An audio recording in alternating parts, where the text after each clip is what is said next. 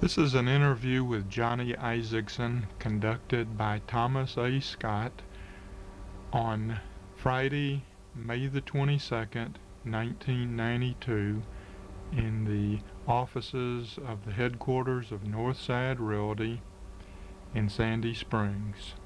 This interview is being conducted jointly for the Georgia State University's Georgia Government Documentation Project and for Kennesaw State College's Cobb County Oral History Series. Well, Mr. Isakson, what I would like to do is to begin asking you a little bit about your early experiences and your family background, and a little bit about how you became who you are. And it's my understanding that you were born in Atlanta in 1944, if I remember correctly, and that I think that on your Isakson side, was your grandfather an immigrant to America? From Sweden. From Sweden. And could you tell me a little bit about your grandfather? He was involved with housing too, wasn't he? My grandfather came to the United States the year before my dad was born in 1915. Dad was born in 1916. They immigrated in 1915. And he went to George West, Texas, which is where he decided to stay. And the family folklore is pink was his favorite color. In the map of the United States he had Texas was pink, and so he picked Texas and went to George West. But shortly after going there, he was a carpenter and a stonemason by trade. And shortly after going there, he decided to move to Atlanta. And we don't know what the folklore is on that.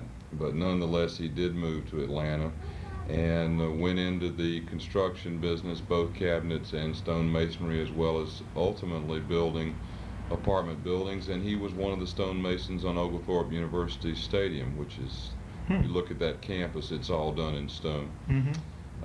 And he came from his hometown in Sweden was Östersund, Sweden. And his wife Josephine was obviously also Swedish as well. What was your grandfather's first name? My grandfather's first name was Andrew. Now, what year was it that he moved to Atlanta? 1917. 17, so right at the time of World War I, and he's coming to Atlanta. Right. And then, let's see, was your father born by that time? Yes, he was born in George West, Texas, and he was 1 year old when they moved here. I see. Okay. So what part of Atlanta did they move to? They moved to, well, they moved all around, but eventually my granddad settled on the corner of East Paces Ferry and North Fulton Drive near North Fulton High School in what is now Buckhead. And he built primarily around that Buckhead, Lenox area. Of course, at that time, that was out of town. I mean, that wasn't what it is today. Yeah. Okay, then your father grows up in the north side of Atlanta, almost out of town at least, I guess, by the time he's getting to high school age and such as that. He went to Boys High. Did he? Which is now O'Keefe, or was O'Keefe High School later on. And generally considered a very good high school in those days. Did your father go on to college from high school? No, he did not. Dad worked a lot even in his high school years. He worked in grocery stores, the Piggly Wiggly grocery store, and worked in a butcher shop and had a job delivering the Atlanta Constitution. In fact, Lester Maddox was a young boy the same age and was a neighbor, and Lester delivered the old Atlanta Georgian and Dad delivered the Constitution. And Lester used to always say that must have been what caused all his problems with the Constitution in later life. So, but Dad went to Boys High, left Boys High, and went to work. He drove a bread truck for what was known back then as Bambi Breads, which later became Merita. And then later drove a Greyhound, but back during World War II, Dad had a heart murmur and was not admissible to the service, so he drove a Greyhound bus to drive troops around the United States during the war, getting them to their points of wherever they were leaving from or coming to. Right.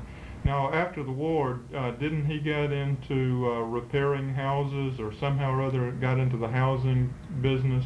He and my mother married, and as soon as they married, they would buy. Dad was, even at that time when he was still, they married in 1940, 1940, right? This would be their 52nd year this August.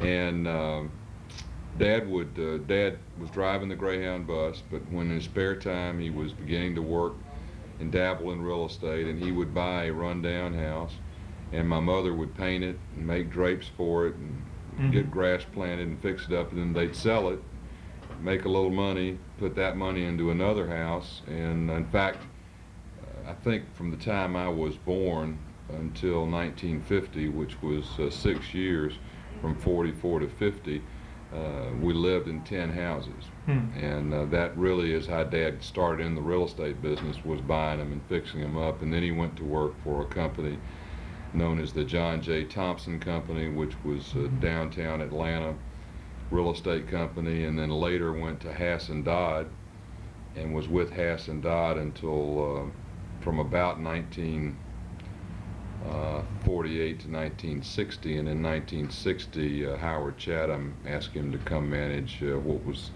then Northside Realty's first and only office. Where was that located? It's located in the Ivy Building on Peachtree Road in Buckhead. Well, it sounds like your father maybe would have an interest in historic preservation from that experience of fixing up all those houses. Especially my mother. She did most of the preservation work. He did most of the spotting and buying of the property, and then Mom would do the painting and the fix-up and the cleanup and the restoration type stuff.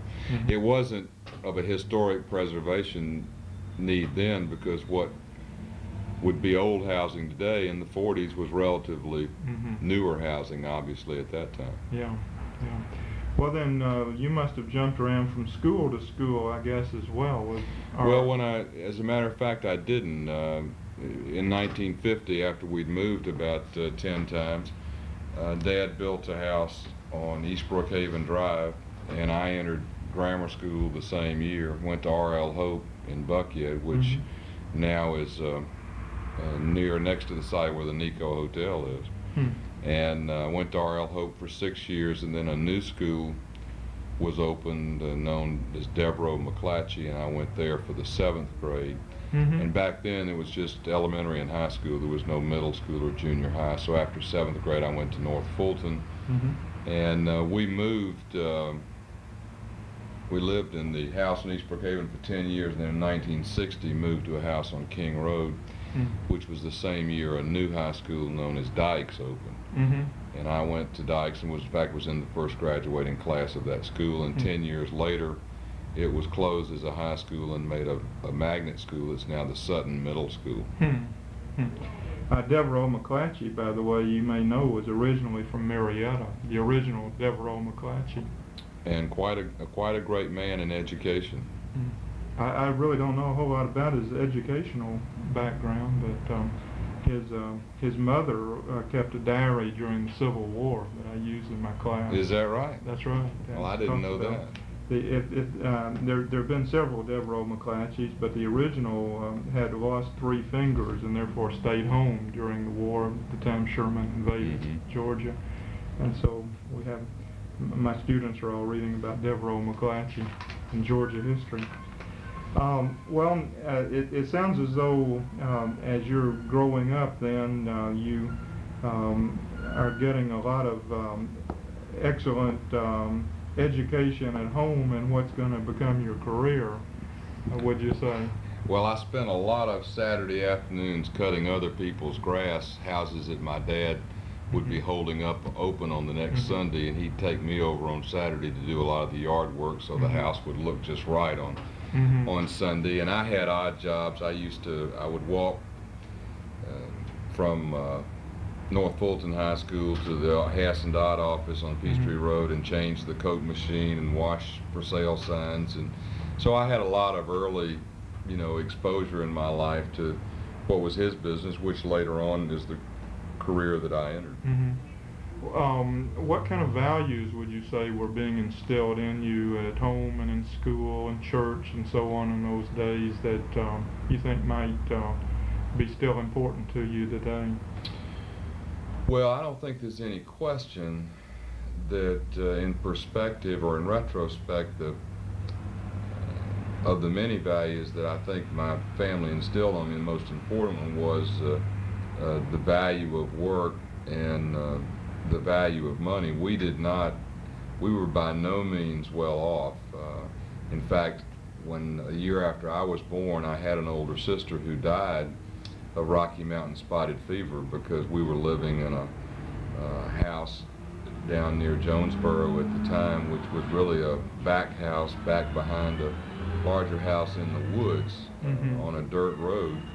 And Dad and Mother worked very hard, and so when I emptied that Coke machine or washed those signs, I was working for nickels and dimes and quarters, and taught to save them, and watched my mother and father progress, and learned a very, very valuable lesson in terms of doing productive work in return for improving yourself, and then in turn watching money grow over time. So no question that was important, and I think, as a matter of fact, that's one of the most difficult things today about raising children. I think what has happened is that all the things they see visually now, in addition to what they experience, the things they see on television, the things they see in the movies, there's an awful lot of fantasy and not nearly as much reality. And I think that the value of hard work is not nearly as evident today in everything you see as it was when I was growing up, when there wasn't television, and when everybody was working hard, and you didn't have the type of wealth or affluence or credit affluence, which is what a lot of it is that you've got today. But Mother and Dad we went to church every Sunday, went to Haygood Memorial Church down near Morningside, and then ultimately went to Peachtree Road United Methodist Church. And we were there every Sunday, and I guess the thing I remember most about those days was that the big treat of the week was we'd go to church and Sunday school, and then we'd go to a Morrison's or actually it was Bradshaw's cafeteria over on Piedmont Road for Sunday dinner, and that was the only time we'd ever eat out. And it was kind of Mother's Day off from cooking, and our treat as kids for going out. But I think the value of hard work and trying to do what was right and treat people right and be responsible, all those things were quite prevalent in our household. Would you describe the neighborhoods that you grew up in as working class or suburban, or what kind of term would you put on them? Well, the ones that to be honest with you, the ones that I remember most vividly were really only three. One was a house on Elliott Circle, which was the last house before we moved to East Brookhaven, and that was definitely a working class. In fact, my favorite memory of that is there was the rear end of a bread truck that had been dumped in a lot behind the house we lived in, and all the kids in the neighborhood used that as their fort and their playhouse. I still see that truck to this day. East Brookhaven Drive was the same. It was a working class, and when I say working class, I can remember the Thomas family was in the pest control business. The DeMarcos lived on one side of us. Mr. DeMarco was in the terrazzo tile business, which terrazzo was a very popular type of floor covering at the time. The guy that lives next door on the other side was a fellow named Vernon Marchman, who was a home builder, and the people lived behind us were the Fishers, and Mr. Fisher was the president of what was the old Standard Federal Savings and Loan, which doesn't exist anymore. But we had lots of different types of families, from pest control to banking to building to floor covering. We had a reporter that worked for the Journal-Constitution lived on the street. And then we moved to King Road, and I only lived there 2 years, my last 2 years of high school.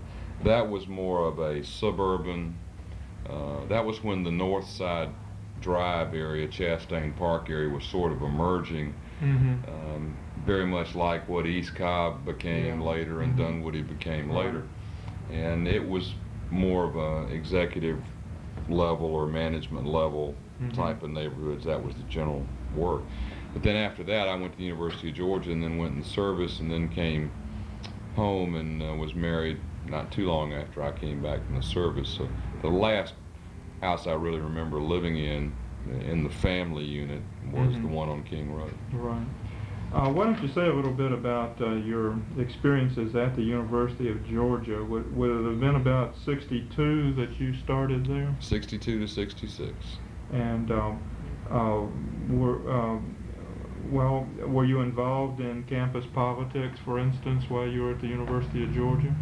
A little bit. There was in 64 in the Goldwater-Johnson race, Goldwater came to the campus, and I was one of a number of people in the IFC that worked on putting on that particular forum. In fact, it happened during Greek Week, and Barry Goldwater came and spoke. That was a time that Georgia politics was also very interesting, and John Kennedy had really energized things. In fact, I tell my kids, and I referred to this a week ago in a speech up at North Cobb to their government students. In the 4 years that I was in college, John Kennedy, I remember the Cuban Missile Crisis, the Bay of Pigs invasion, and to just show you how times changed, when the missile crisis was at its height, I lived in Reed Hall on the campus, and you couldn't get to the payphones for that time. The dorms were not co-ed. All the freshman men basically lived in Reed and Payne. We were in line calling home, ready to volunteer and go. I mean, that was the sense of, you know, patriotism and let's go get them type attitude there was. And then a year later, the president was assassinated, and I was in a history class in LeConte Hall. I'll never forget it, in LeConte Hall on the university campus, when somebody came screaming down the hall, the president's been shot. And of course, those were the years where we didn't realize, I think, what was really happening in the country. The campus was still conservative. No such drugs were something you didn't even hear about it. Beer was quite prevalent, but that was it. Girls had to be in at 11:30 on weekdays and no later than 12:30 at night on weekends. Now I've got a freshman boy up there, and nobody has to be anywhere anytime. In fact, girls couldn't even wear shorts on campus without wearing a raincoat. So that was the conservative era of the day. A very patriotic period of time, because by virtue of the Khrushchev and Kennedy and things that were going on. But it was the prelude to great change. No question about that. But they were great. They were great years. They were for me, and it's said to a lot of people, you know, when you go to college, these are going to be the best 4 years of your life. They were great 4 years for me. I wouldn't trade them for anything. I made so many of the friends I still have today. Later came back and met my wife on a blind date after I'd gotten out of the military, and she was still in the university, and made a lot of friends, learned a lot about life, was very active in my fraternity and very active on the campus, and wouldn't trade it, you know, for any experience I've had. So it sounds like you're kind of saying it may have been a party school, but it's more than a party school? Well, the University of Georgia in the 60s was a school where you could get the quality of education that you allowed yourself to receive. I don't think there's any question the standards were much lower than they are today. I'll never forget, to this day, I made 951 on the SATs when I was in high school, and had a B average, and I was accepted to Millsaps College, Wake Forest, and the University of Georgia. And with those scores, I couldn't get in either one of those three schools today.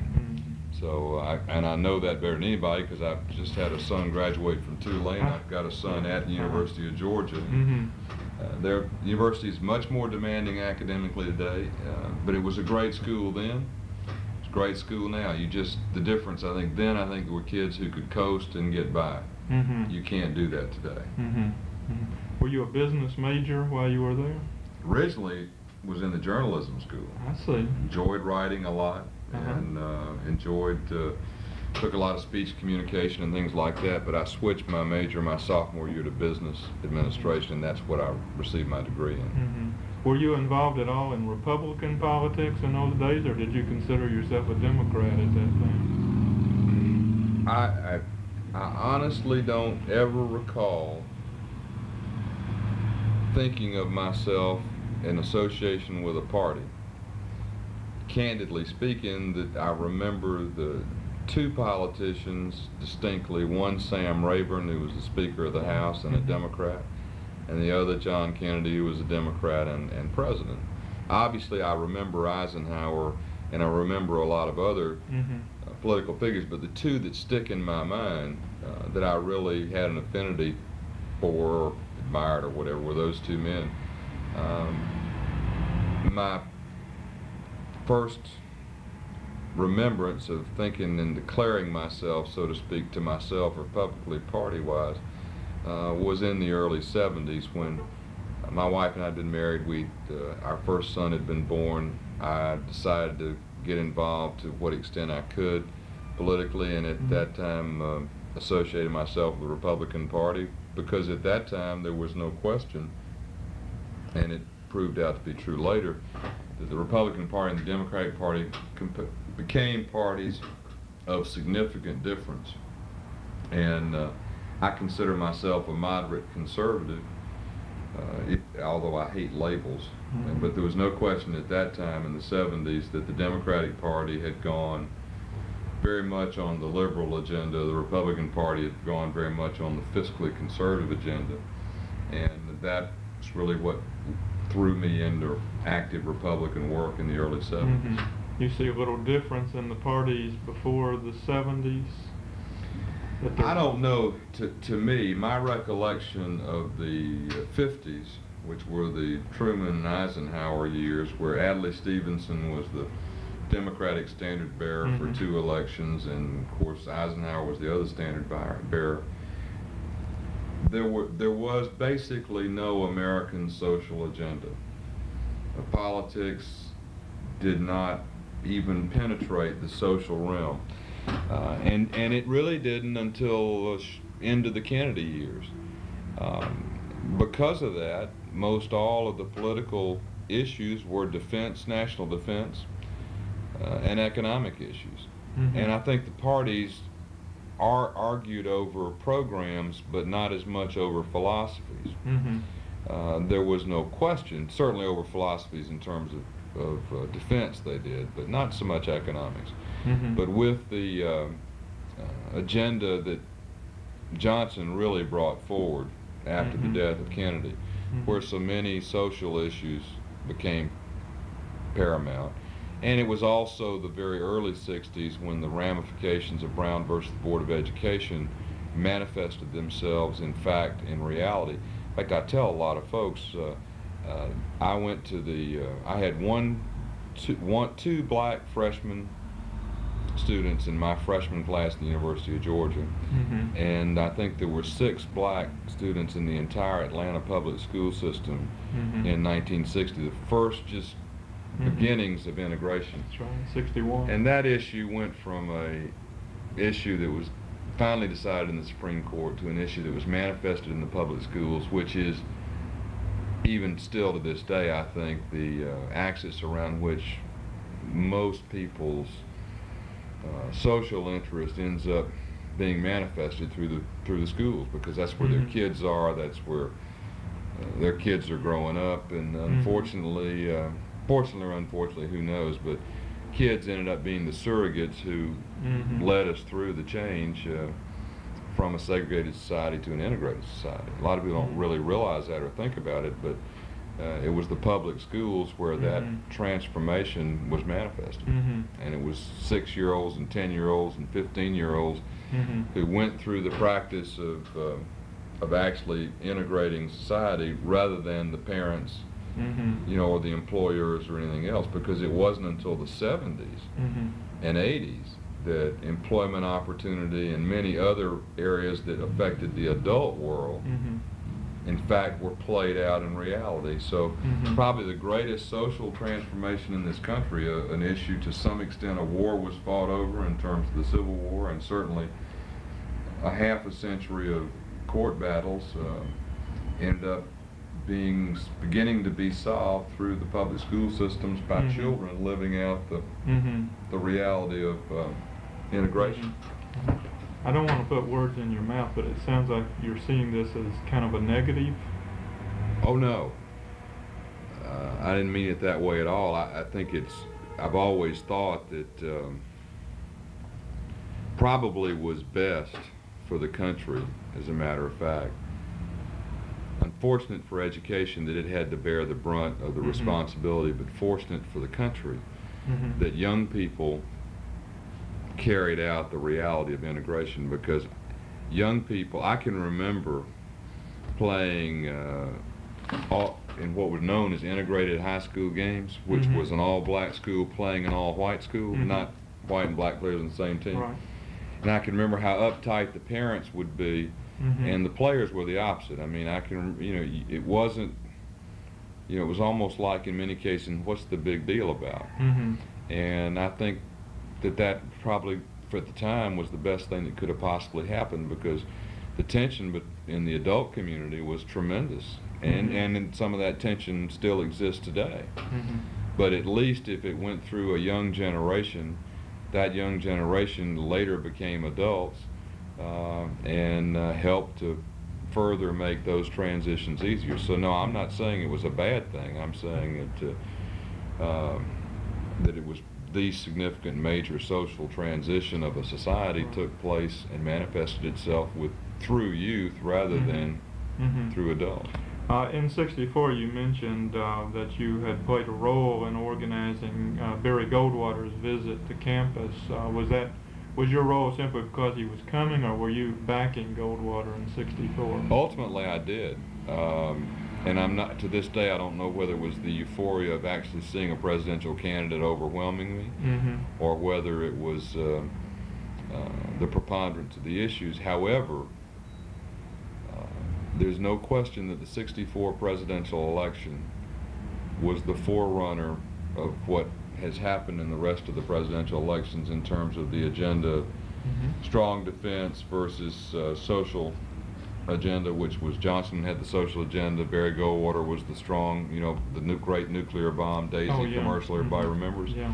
And that's when issues really began dividing themselves between the parties. And it was also a year that the South, being a conservative area, went for Goldwater. 6 southern states went Republican, which broke the solid South the Democrats had had since the 1900s. And so it was quite, that was probably the watershed year for the great change in certainly presidential politics. I want to return to politics, but there's some other things I'd like to talk about too. You graduated in '66, I presume. From the University of Georgia. And then you went on active duty for a while. Were you in the National Guard? In the Georgia Air National Guard. I was at Lackland Air Force Base in Texas. Went in, tried to get into navigator school, developed mononucleosis, and ended up in the hospital. When I got out of the hospital, I went into as a command and control specialist, went to Lackland for basic training, served at Dobbins, and then flew back then all the way through the 60s and through the time I got out in '72. I flew on military lift command missions primarily to Rhine-Main in Germany, San Juan, Puerto Rico, the Azores off Portugal. We carried a lot of material. The unit I was in flew the 124s, which at that time was the only cargo plane that could carry a Huey helicopter without disassembling it. So we moved a lot of large pieces of equipment that were being used in Southeast Asia, and we moved a lot of NATO storage out of Ramstein, Germany, brought it back to the United States for processing, and from there it went on to Vietnam. Do you remember Vietnam as being a big issue when you were in college? It was a big issue. Of course, the issue when I was in college,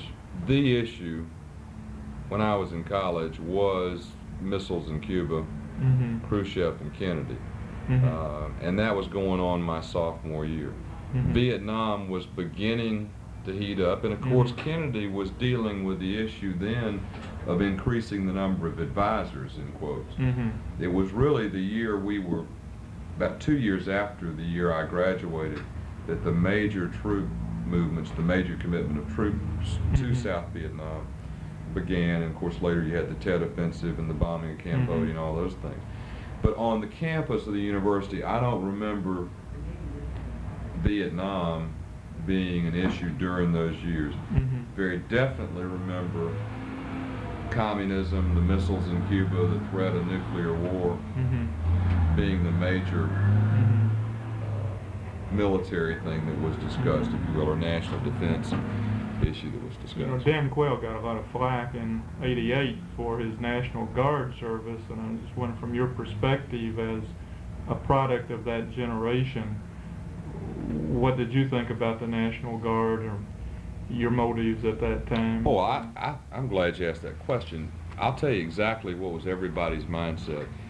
Back then, we had a draft. There was no lottery. It was just a draft. And as long as you were in school, you weren't drafted. But once you went out of school, everybody got drafted. I mean, that was taking place.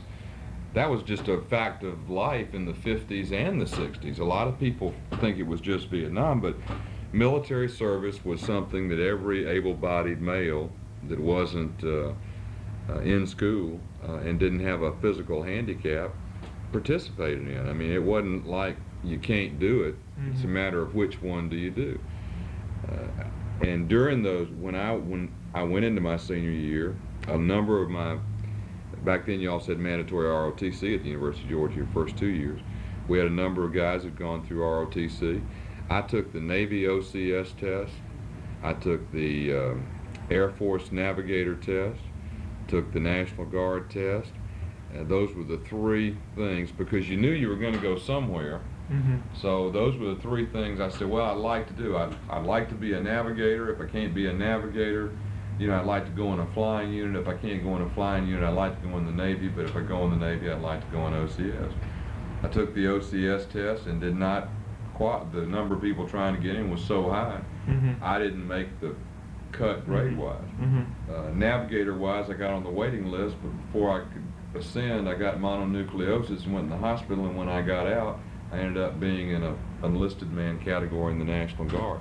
But back in those years, everybody that there was a male, you either picked what branch of the service you joined, or you went to Canada. Mm-hmm. And as I said earlier in the interview, when I was at the University of Georgia, it was a patriotic time, and the period of descent started very shortly after I left, but while I was there, it was not the type of environment that just a few years later existed. Mm-hmm. I don't remember anybody going to Canada from the South in '66. I don't either. So you did the National Guard, and then you went to work, as I understand, for Northside Realty? Well, the truth of the matter is, when I got out of the National Guard, I didn't have a girlfriend. I didn't have any money. When I didn't have any money, wasn't sure that I wanted to go into real estate, but I said, you know, if I don't try this, every Christmas dinner I'm going to sit across the table with my dad, and no matter what I was doing, he was going to say, well, if you tried real estate, you'd have done better. So I said, well, I'm going to go into it now that I'm single, and if I flop and everything else, I don't hurt anybody. Mm-hmm. Went into it for 6 months, and the first 6 months I was absolutely on track to being a failure. I mean, I was not doing all that well. But I met Diane on a blind date and fell in love, and all of a sudden I had the necessity of all the things that falling in love brings about, one of which is earning a living. Really applied myself, enjoyed the business. In fact, I guess next to meeting Diane and next to being fortunate enough to have two great parents, and next to the experience of going to the University of Georgia, probably the greatest thing that happened to me was that I went out to Smyrna in 1968 and started in the real estate business, and that was my first association with Cobb County. 68? 68.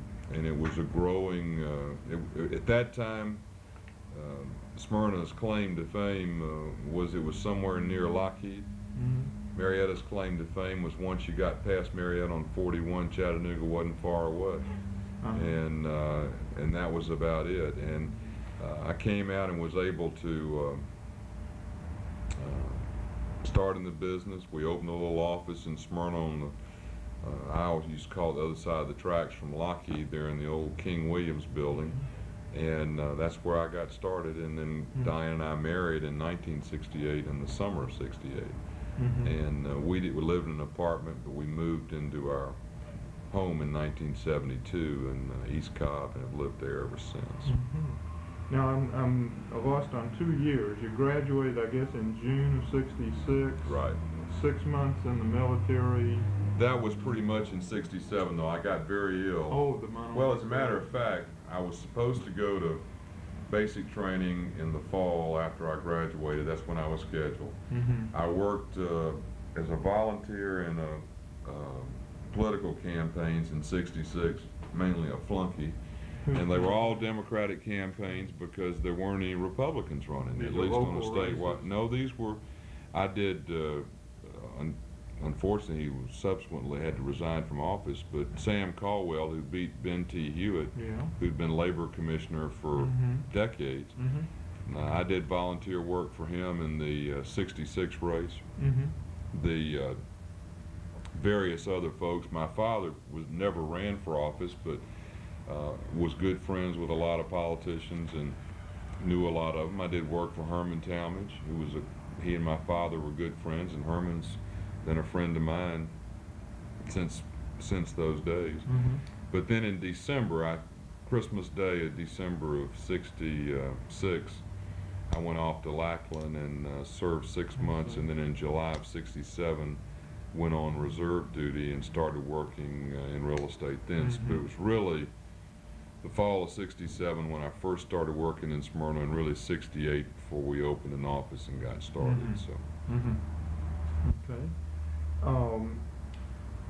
I'd like to talk a little bit about that involvement in East Cobb County, because that's really the period, kind of the pioneering stage, I guess, for the subdivision development of East Cobb County. And I was thinking that you were there a little bit earlier than you were, but you're almost in with the beginning, I guess. Ernest Barrett became county commissioner in '65, I think it was, and let's see, I guess Indian Hills, was that? Let me give you the chronology there. I went to work in Cobb County in '60, as I said, late '67, and but really opened the office in '68. '68 was the year that Cousins bought the first piece of property on Lower Roswell Road that became the assemblies that was Indian Hills. It was 1969 when Indian Hills really was assembled and announced. And it was 1970 when they started selling houses. In fact, I'll never forget, and people still don't believe this story, but it's true. To let you know how undeveloped East Cobb was in 1969 and 1970, the Lower Roswell Road Bridge over Silk Creek washed out during a rainstorm and was closed for 18 months. Now, if you can imagine that bridge being closed for 18 minutes today, and I've always said that Cousins had connections with the Lord, because that meant that anybody coming to Indian Hills could come to Indian Hills to see houses, but then the next bridge was washed out, so they couldn't go any further. So it's kind of like having a railroad dead ending in your hometown. Everybody was going to get off. But we were very involved in the very first home sales in Indian Hills. Back then, what you have to understand is, as far as the real estate business was concerned, everybody's office was right in either Smyrna or Marietta. I mean, there were no Park Air malls. Park Air was a grass landing strip. Atlanta Country Club, which now, of course, is very well known, very famous, was a subdivision that had failed in 1968 and 69 and 70. You could bought all the lots in there you wanted for $5,000 a piece, and now, of course, you can't buy one in there for $150,000 if it was there to buy. But East Cobb had not begun to grow at all. In fact, the only commercial establishment that existed was a country grocery store and gas pump at Lower Roswell and Johnson's Ferry. There was no commercial enterprise whatsoever at 120 in Johnson's Ferry. In fact, you had to drive to about where the Marietta Loop is today on Lower Roswell, on Roswell Road, before you get to any commercial activity at all. Was that Saul's in your day at the Lower Roswell and Johnson's Ferry? I always remembered it as Walker's store because the fellow that was in there all the time was named Walker, but it could have been that name, and I don't remember it. Earlier than that too, at one of those intersections. Well, I wanted to ask you, why do you think that East Cobb did develop the way as it has since the late 60s? What caused this development to begin in the first place? Well,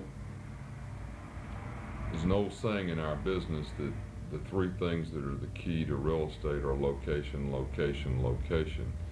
And that's probably partially true for East Cobb. In the late 60s, Sandy Springs had been established as the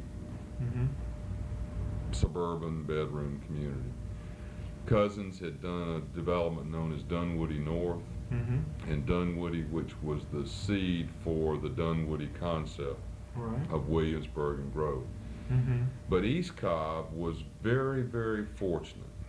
East Cobb was primed to be one of those areas that, because land was, in quotes, relatively cheap, where you could come in and build entry-level housing, inexpensive housing. And remember now, we're talking inexpensive housing back in the late 60s was $17,500 to $20,000. Expensive housing was $35,000 to $50,000.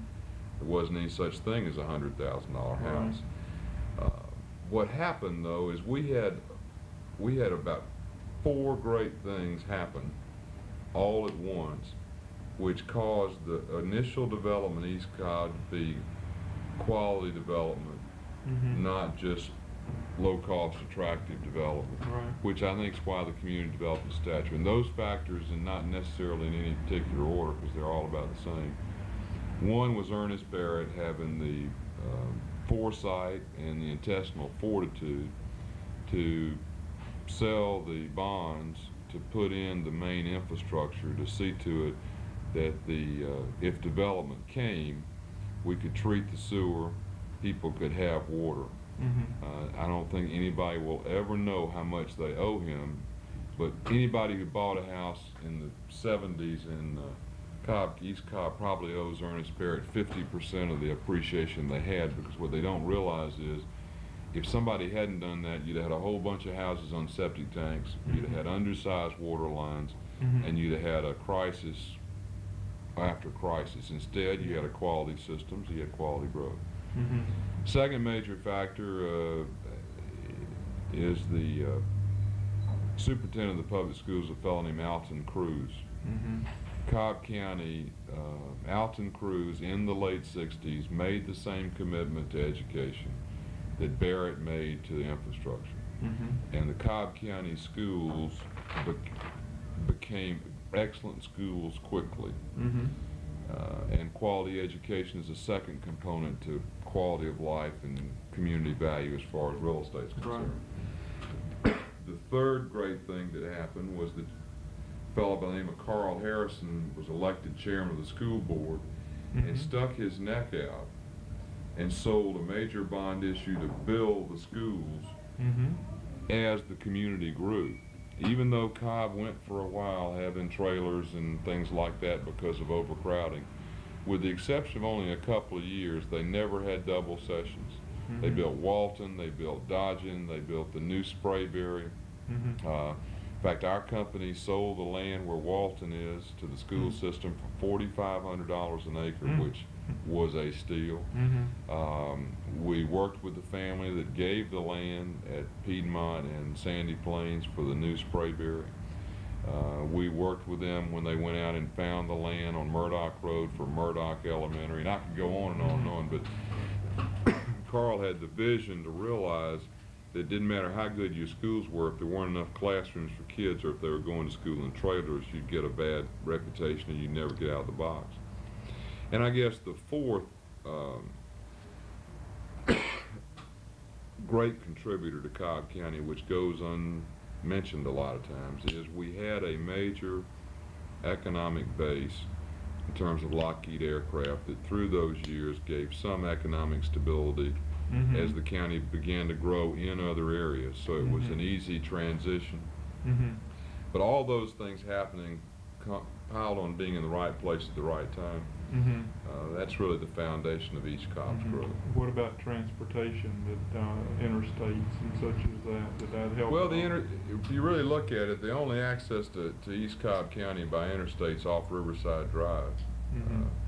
It's 11 miles. There's only one river crossing between Roswell Road in Fulton County and Powers Ferry going into Cobb, and that's the Johnson's Ferry crossing, which Riverside feeds to. The road patterns didn't lend itself for anything else to be accessible, so we were kind of lucky. Folks were used to, in the 70s, driving to work. Traffic was not what traffic is today, and you never really had the transportation crisis until after the people already arrived, so to speak. So, of course, obviously the interstates helped Cobb as a county, because we're one of the few counties anywhere in the country that has 3 interstates that intersect 75. Now we got actually 4 with 575, 75, 20, and 285. That's right. But there's no question that relatively cheap land cost, good infrastructure because of Barrett, good schools because of Harrison and Cruz, all those things contributed to the growth really taking off and being quality growth. Do you think white flight was a factor? It was not, in my personal opinion, in East Cobb. I don't think there's any question that when Mableton grew in the early 60s, it was primarily all of West End moving to South Cobb, which was a byproduct of the subject we talked about earlier, which was the public schools being the vehicle through which integration was accomplished. But by 1970, 69 and 70, which was really when East Cobb started growing, although I'm not going to say that wasn't an issue, there was not really white flight as you knew it in the late 50s and say up until 1965 or 66. What would you say is the role of Northside Realty in developing East Cobb? Well, we were very fortunate, and I was personally very fortunate by coming out there at that time just before the growth started. We had the opportunity to be right in the middle of it, and I like to think we made a positive contribution towards the direction that it took, both in terms of the quality of housing and the standards and things like that. Cobb County's real estate board was very small, had about 25 members. We became active in it, and I was an outsider from Atlanta. I mean, I'll never forget Izzy Swartz, O.C. Hubert, Quentin King, Ann Ramsey, Peggy Christopher. Those were and Daddy King, Gene King's father, C.A. Overcash, Red Edwards. I mean, that was the real estate industry in Cobb, and we were kind of the outsider from Atlanta. So I was kind of, you know, tolerated, so to speak. But we tried to be an active player. I've always enjoyed community involvement, and I think that kind of helped me. They realized I was going to contribute and participate as well as be there, and we got along very well. And we were the first company in the county to branch. We opened in Smyrna, and then we built the office in 1970. We built the office, which I managed until 77 on Lower Roswell Road, right in Marietta, right where Lower and Upper Roswell Road come together. And then now, of course, we have 5 branches in the county, 5 facilities. And you've lived in the same house since 1972? Moved once, moved 3/4 of a mile away.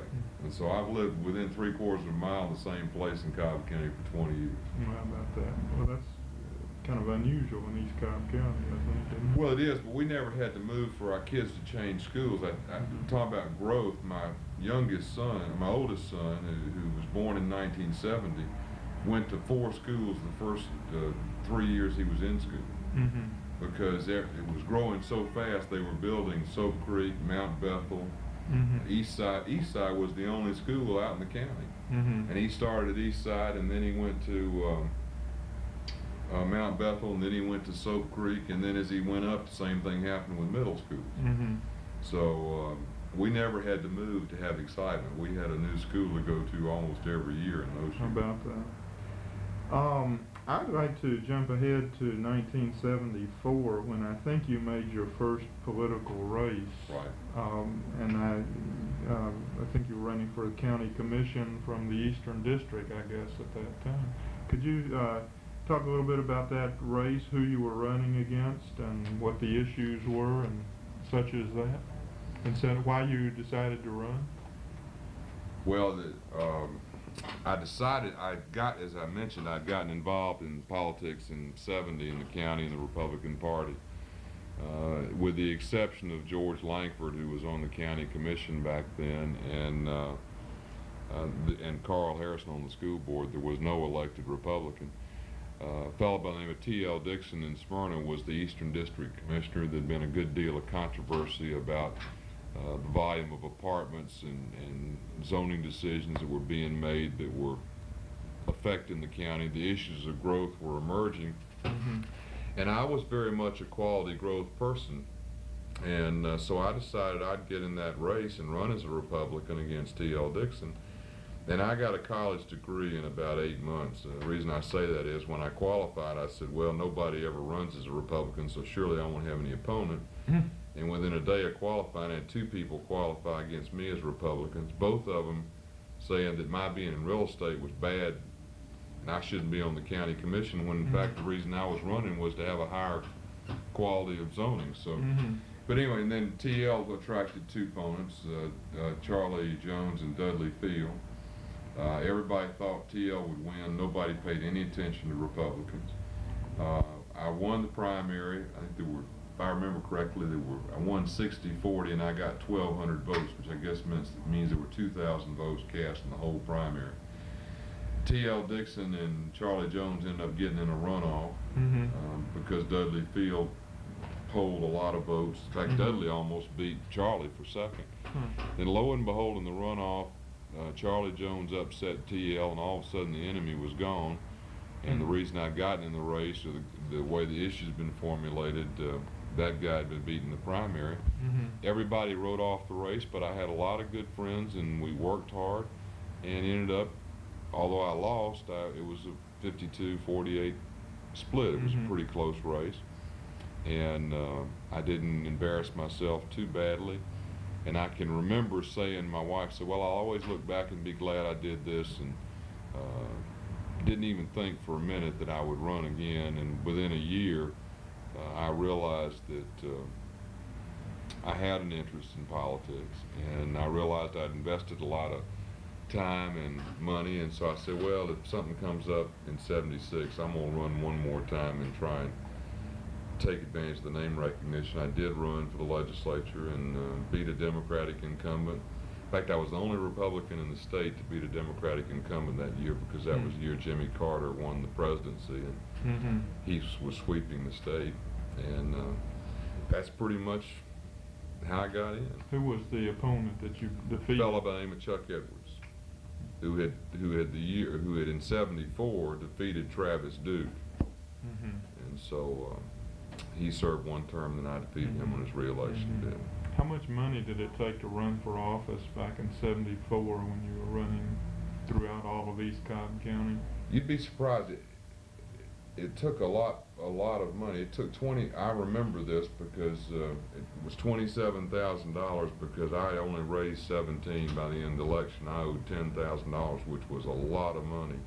It is a lot of money, David. It was really a lot of money back then. We had a 1-year-old and a 3-year-old, and but it cost $27,000. But that's a contested primary, a contested general election, and the likes. And it's never gotten any cheaper. I mean, It's politics in an urban area is a very expensive proposition because all of the mediums to reach people are expensive. Mm-hmm. How did you campaign in '74 and '76? Brochures? Brochures, and back then, of course, yard signs were the big thing, and billboards, and of course, it was also a battle of putting them up and then keeping them up. I mean, you'd work all day putting them up, and then you'd go to bed that night, and some friends of your opponents would go out and tear them all down, so you'd have to come back the next day and try and put them back up. There was a lot of that, but there was an awful lot of door to door. My wife and my wife was a great supporter. We, to the extent that she could with kids that young, and just really networked and wore out the shoe leather and did everything we could to get the name out there and to meet people and begin to network in the community. Were the days long past by that time when a few power brokers could deliver a militia district, or is that still? They were passing. That may have been the election year that most of them realized it was over. Guys that are good friends of mine today, Bill Bullard, for example, who's a great fellow. He was Ernest Barrett's kind of man behind the scenes, out front guy. They used to joke about East Cobb and we're not going to let those foreigners do anything and stuff like that. In '74, all of a sudden the election returns came in, and here was somebody from East Cobb getting 48% of the vote, and all the courthouse crowd had pretty much rallied behind Charlie Jones, who beat me. Travis Duke had won 2 years before, which kind of broken the mold.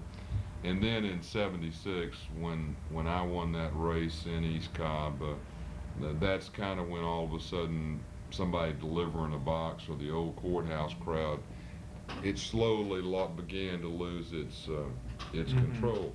And I tell you, that's also a great compliment to Ernest Barrett. For him to have been elected for as many terms as he served, he as a politician and as a leader recognized that the old style of courthouse politics and deliver the boxes by the local precinct captain or the local whoever the heir apparent wasn't going to work anymore, and he got out and broadened his base, which in turn broadened the county's interest, and that's why he stayed so long.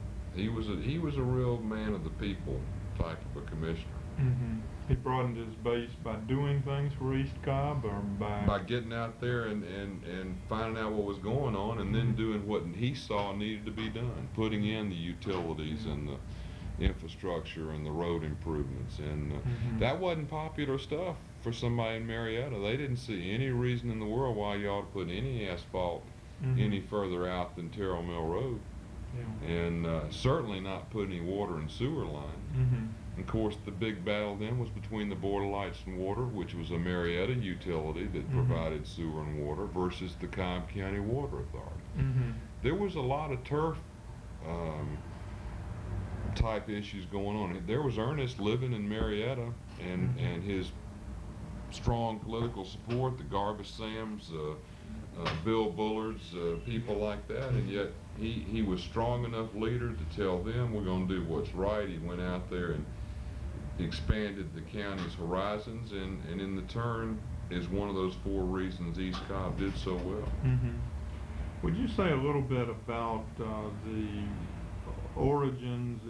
The origins is not the right term, but the early days of the Republican Party in Cobb County, when it's of course the Republican Party had been there since Reconstruction, but what I'm trying to say is, could you say a little bit about how the Republican Party came to be a dominant factor in Cobb County? Who are some of the pioneers in developing the party in the '60s and '70s and so on?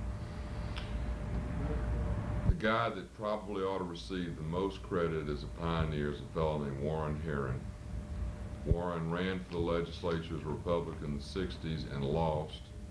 He was and for many years, in later years, became head of the data processing for Lockheed. Wonderful fellow, good at community citizen. He ran and lost. fellow named Ben Jordan ran and won. When the year Goldwater won the state, Jordan became the first Republican elected. He lost the next time, but he's the one that broke the ice.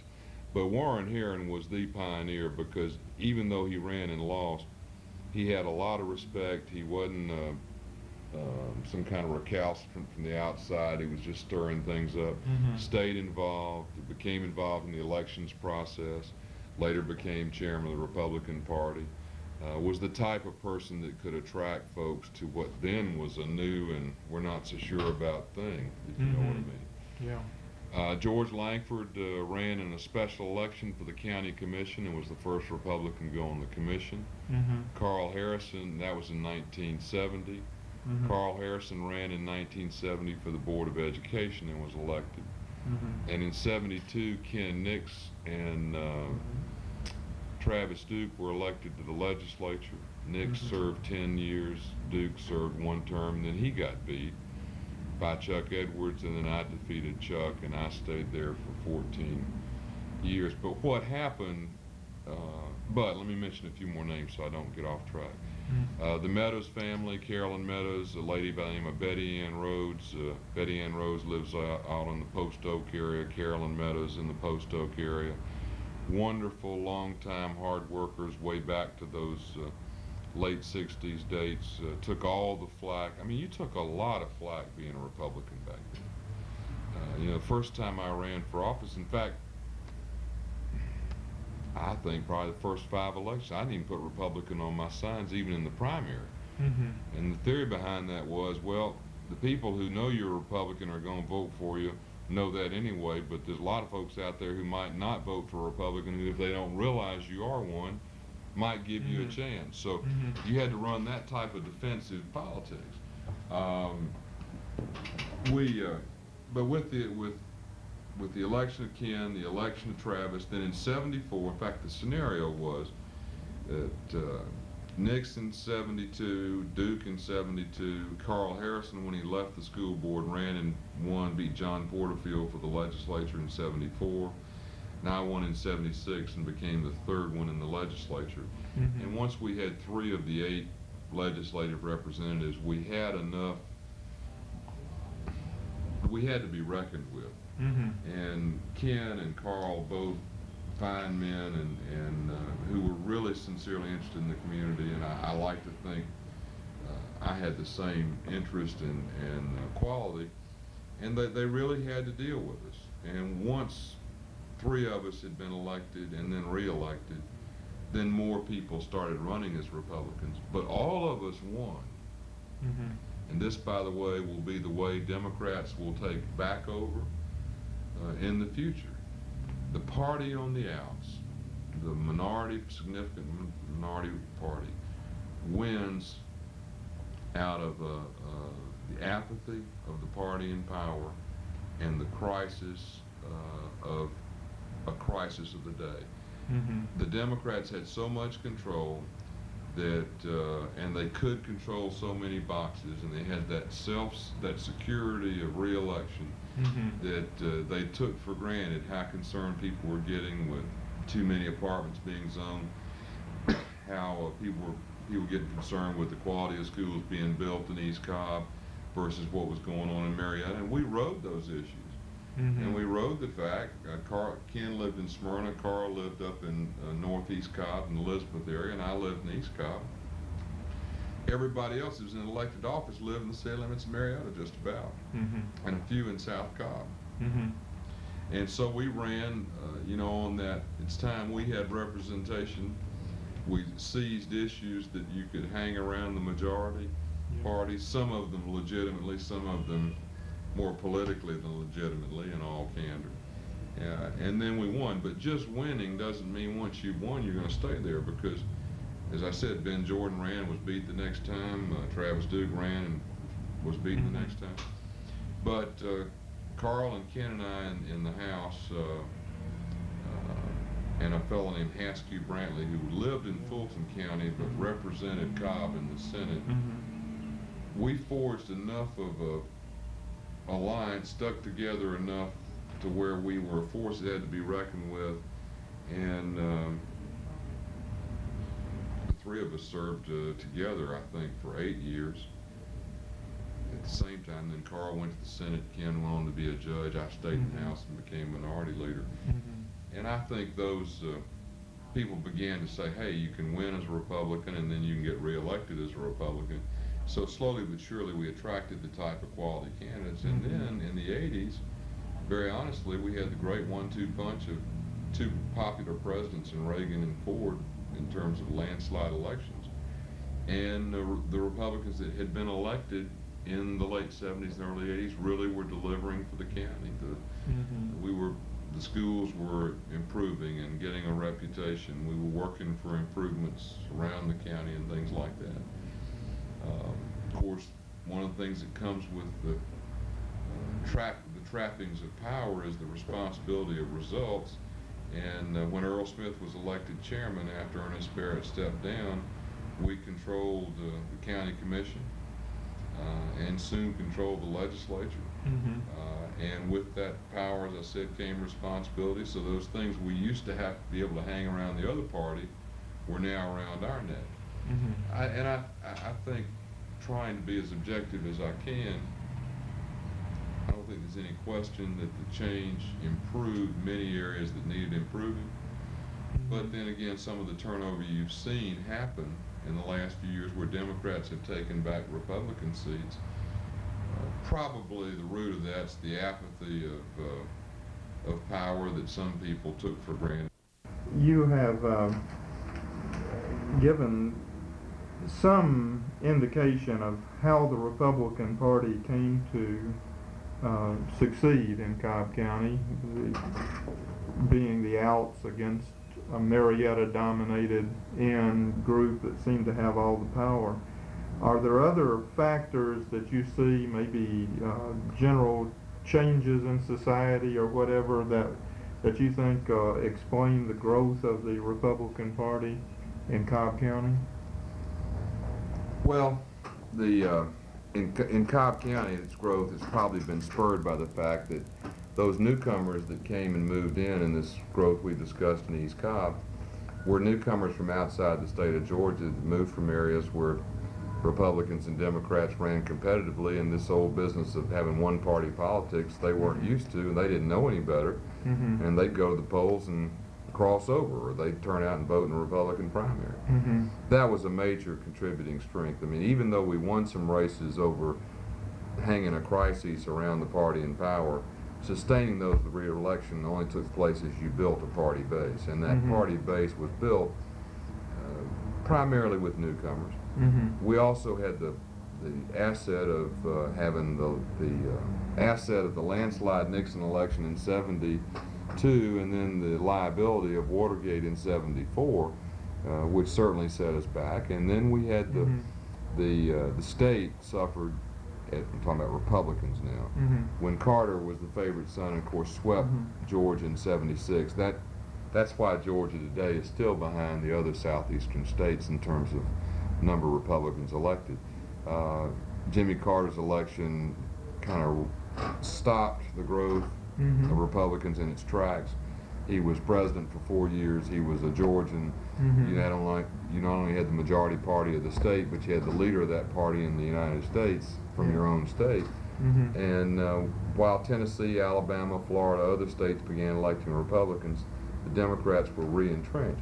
The reason Cobb moved on through that period, though, and progressed was because of this net in-migration of folks who were from other parts of the state or other parts of the country that didn't have this, my granddaddy and great-granddaddy were a Democrat, therefore I'm a Democrat mentality. And I think that is the other contributing cause. Now, the growth in the state as we've expanded electing Republicans in a lot of areas that don't have the same nomenclature is because we've elected enough over a long enough period of time where Republicans have begun to do enough things that they're getting close to having equal standing on a state basis in the eyes of the public. Plus, I think the public has moved more independently. I think that's true nationally as well as locally. Anytime you can get them to in fact, when I ran for governor, in South Georgia, my line I used all the time is, I don't ask you to change your political party. I just ask you to declare your political independence. Mm-hmm. You know, I don't want you to switch from being Democrat to Republican. Just go in the voting booth and be objective. Mm-hmm. And that line played real well. Mm-hmm. Because independence is a word people really like to associate with. Mm-hmm. And that was a lot easier political transition to let people make mentally, rather than this, I'm going to vote for a Republican change, which Mm-hmm. a lot of people didn't want to do. Yeah. So you would say, in terms of Cobb County politics today, that would you say most of the people are not Republican or Democrat, they're independent? No, it's a majority in terms of party affiliation, it's a majority Republican county, but there is a lot larger independent vote than Republicans will tell you there are. Just like when I won, there were a lot more independent votes than Democrats would have told you there were. If you look at the two parties in Cobb County today, it would appear that the Republicans are certainly a lot better organized than the Democrats are. Who are some of the people, you mentioned Warren Herring early on, who are some of the people that you would say are the organizers behind the scenes, or are there such people? Oh, sure. In fact, he passed away earlier this year, but Mr. Organization, a fellow named Doug Howard. I met Doug when I first came to the county. He was retired military, had just gone in the real estate business, avid Republican, loved political campaigns better than eating. I mean, he just loved it, and loved to be the guy behind the scenes. And when you're the minority party, and I mean significant minority, you've got to be better organized to have a chance. So the party became better organized out of the necessity of doing so to even be competitive, and we've been fortunate enough, once we got the majority in the county, of sustaining that type of organization. Doug Howard was a great, tireless worker in Republican campaigns, and certainly needs to be mentioned. In fact, his whole family, a fellow named Sherman Stubbs in South Cobb County, a fellow named Wally Clayton, who's a lawyer in Marietta, whose wife's running for judge this year, was a party chairman and was very involved in the party. But I think Doug was probably the organization man. Then too, I don't want to leave anybody out, Earl Smith, who was the Republican chairman, was a very good worker and organizer before he himself ran for office. Barbara Williams, who became a county commissioner, was the same. She was very much involved in George Langford's campaign for years as a worker, without ever even a thought of running herself. And that happens sometimes. Sometimes workers end up evolving into the candidates, although it doesn't happen nearly as much as one would think. What about Earl Smith this year? For somebody with his background, the reasons that were given in the newspaper for him dropping out would seem questionable, wouldn't they? I hadn't talked to Earl, so I don't have the benefit of knowing, but I'm going to make a statement as a politician myself that I think's fair. Know that what was said in the paper as the reasons didn't make a lot of sense. But because of the way the news media oftentimes handles your legitimate reasons, you sometimes can't afford to tell them the truth. And that's only a guess. I don't know. I think the paper said he got out because of the pressure of public exposure on your family and something else. Well, once you've been through that, it gets pretty easy to deal with, and Earl certainly had been through it. But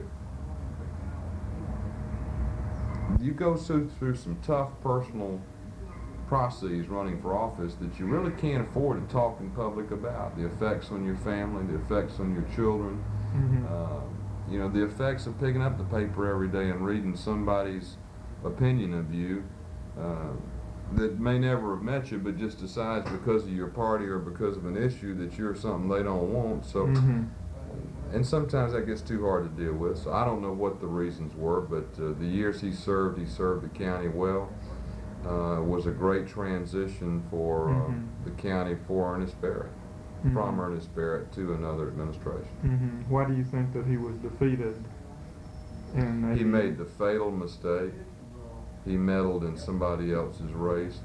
When you're in elected office or running for elected office, you got enough problems. I don't care how strong you are to not take on somebody else's. And he, for reasons that were his, he decided he was going to be strong enough to run his race as well as try and defeat Emmett Burton. Said so publicly, and was, beaten 60-40, which is a overwhelming victory in a county like ours. That's the fatal mistake a politician can make. I mean, it just, nobody's popular enough to withstand the kind of problems I'll cause you.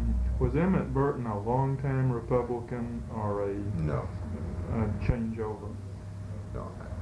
Emmett ran as a Republican in a special election to fulfill an unexpired term of George Langford. I'd never met Emmett Burton until I met him he had a pickup truck behind Eastside Elementary the day after he qualified. First time I'd ever seen him, and I'd been very active and in Republican politics for some time. But you got to be honest now. There are whole lots of folks that are elected as Republicans right now who became Republicans when it was as easy or maybe even easier to be one than it was a Democrat. Does that bother you? No, it's a fact of life. That kind of thing is going to happen, and I don't think you can be critical of those people for doing so. I'm glad for my own peace of mind that when I decided what party I was going to run under, I did so at a time that nobody could ever accuse it of being politically expedient. And probably I ran as a Republican. They say when you're in your younger years you're idealistic, in your middle years you're realistic, and in your later years you're optimistic. In my idealistic years, I really made the political decision based on what I felt, which party I felt was mostly me, or was mostly like me. And I've never been sorry of that, and I knew I was running an uphill situation. I can't fault somebody for running because it would be quote-unquote easier under a party. But I think that's also why the vote is now, and I think will continue to be, a bigger swing vote in elections, and that's because political parties and their loyalties probably aren't like they were 50 years ago. Folks realize it, and so they'll cross and vote on both sides of the ballot. How organized was the Republican Party statewide in the early 70s? It was non-existent. Who were some of the people that really organized the Republican Party statewide, would you say? Still isn't. Still isn't. It's a lot better. And let me hasten to add, there are people that deserve great credit, but the Republican Party in the late 60s and early 70s was a handful of folks in Atlanta that were pretty much involved in Fulton County Republican politics, and they fought with the newfound Republicans in DeKalb County because that's the only place there were elected Republicans in the state of Georgia. Party conventions in the 70s, you go to a party convention, it would be shocking to see somebody there you didn't know. It was like an immediate family-only situation. But there were some tireless workers. A fellow named Bob Shaw. Bob was a great worker. A fellow named Carl Gillis from down in Adrian, Georgia. Carl worked hard. We got a lady out in East Cobb, Carolyn Meadows, who worked a lot. She's a national committee woman right now. She worked hard. But it was a handful of folks. The state party came to life about 6 months before every presidential election because it got a little money out of the national campaign, enough to open a storefront office, and put some volunteers in, and then it went out of business until the next presidential election. Now, of course, it's full-time. It has an executive director, operates a skeleton staff in off years and a big staff in presidential years, and is better funded because it's able to raise some money. But party organizations don't get anybody elected. Now, somebody reads this 50 years from now, if somebody reads it in 5 minutes, they'll argue with me. But the party organizations don't. In fact, most politicians, if they were honest, will tell you a lot of times they have to work around their own party because party politics is just a different breed of cat. Most people are involved in it. It's their way of playing politics without going for the big enchilada, in other words, running themselves. So their victories are made up in the small victories of getting elected a convention delegate or their candidate winning versus somebody else's candidates winning. Well, you end up being the pawn in that if you're the candidate. And a lot of petty jealousies go on and things like that. But I may sound to be being critical of the parties. I'm not. I'm just trying to bring about a little reality that is the parties serve the purpose of providing vehicles through which at least two candidates happen to be running against each other, so you've got a choice. And they do develop platforms and philosophies, but most elections are won by the candidate and the workers and the people those candidates can attract to the campaign. Certainly on state and local level. National level, the party strength is a whole different story. What about people like Paul Coverdale? Are they? Oh, Paul, Paul was elected in the 60s, ran for Congress, interesting enough, against White's Fowler, who's now running against the Senate. Paul was a part of that Fulton County organized Republicans that certainly was a champion of keeping what organization we had together in the 70s. But it wasn't until the 80s and really the middle 80s.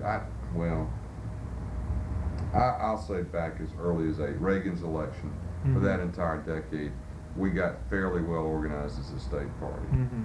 Paul had an awful lot to do with that. Rodney Cook had a lot to do with that. Fred Cooper had a lot to do with that. I mentioned Bob Shaw. He had a lot to do with it. Mac Mattingly in his race in 80 and the work he did. But there were a lot of contributors. How important is presidential politics to the success of the Republican Party in Georgia? Particularly, you've mentioned the value of having Bush and Reagan. Do the Republicans do better when there's a strong Republican presidential candidate heading the ticket than they do in off-year elections? There's just no question about it. It's changing gradually. I saw an article in the paper last week that had the voter turnouts in the last, I think, 10 Georgia elections. I immediately looked at the 90 election because I was integrally involved in it, and 90 was the first off-presidential election where there was more than a 50% turnout in this century. And in fact, George Busbee got elected in 74, there was a 30% turnout. Yet then you go look at the presidential turnouts and they're 55 to 60%. So just a quick example of how much difference it makes. Republican voters, a lot of the Republican vote tends to vote in the presidential cycle and stay home in the state cycle. In my race for governor in 90, Zell Miller got 37,000 votes in Cobb County, and I carried the county and got 63%. In 1988, Michael Dukakis also got 37,000 votes in Cobb County, but Bush got 76% of the vote. So both the Democrats got the same votes, but my margin was 63 and his was 76, which is just all those people who didn't turn out turned out to be the every 4-year Republican voters. So it's really hurt the Republicans in terms of electing governors that the races are always in off years. That's why the great debates every couple of years are when the election laws come up for amendment, and we always try and move the gubernatorial election to the presidential years. The Democrats fight it, and they've got the majority, and we never win. So. Let's talk a little bit about your, I guess it would have been 12 years in the, 14 years in the legislature, and your rise during those years.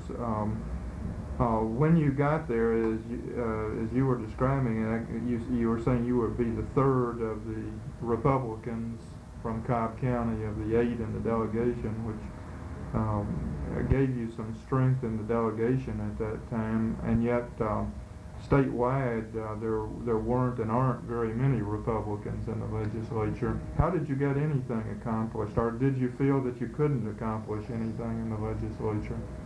Well, I was one of the 3 from Cobb County, but there were only 19 out of 180. We were outnumbered 10 to 1 in the General Assembly. Mm-hmm. So the political reality of being outnumbered 10 to 1 is you lose on any vote. But we got a lot of things done, but you got them done. There were a few rules. You get something done as long as you didn't want to take any credit for it, because if you were going to get any credit for it, Democrats weren't about to pass it. Mm-hmm. They generally ensured you didn't get any credit for it by, if you introduced a good bill or a good idea, the next day you'd find one of them introducing the same bill under their name. Your bill would get hung up in committee, theirs would pass. Mm-hmm. But you know, if you have some good intent and your motivations are pure, you're succeeding, or you're making a change. You don't mind, but there's no question it gets pretty old when the numbers go like that.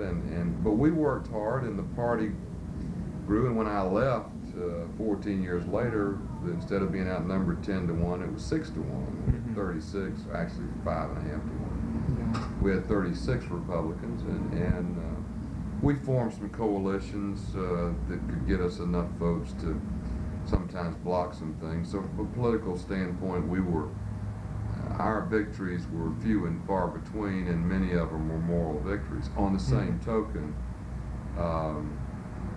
I believe that when you're elected to represent folks, you go down there and you don't gripe about the system, you figure it out, then you do the best you can for your district. And I worked very hard, and I guess my biggest, early on in the governor's race, the biggest criticism you always used to read by the press and some of my detractors was that I wasn't confrontational enough, and I didn't attack the speaker enough, and I didn't cuss Democrats enough.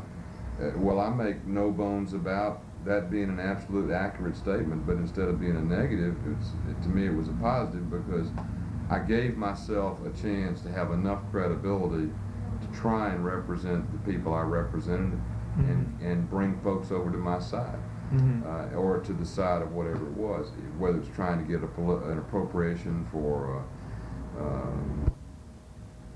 a project in Cobb County, and there were a lot of them I got involved in terms of libraries, and the library at Merchants Walk was a special appropriation.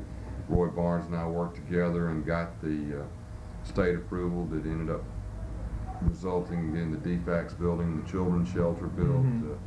You know, I could go on and on and on, but you know, if you're one of these people that's saying, well, you know, I'm just going to lob grenades and say cuss the Democrats, yet you're getting elected because your community has needs, then somewhere you got to make your decision whether you're going to be an all politician or whether you're going to be, you know, an elected public servant that happens to enjoy politics. I chose the latter.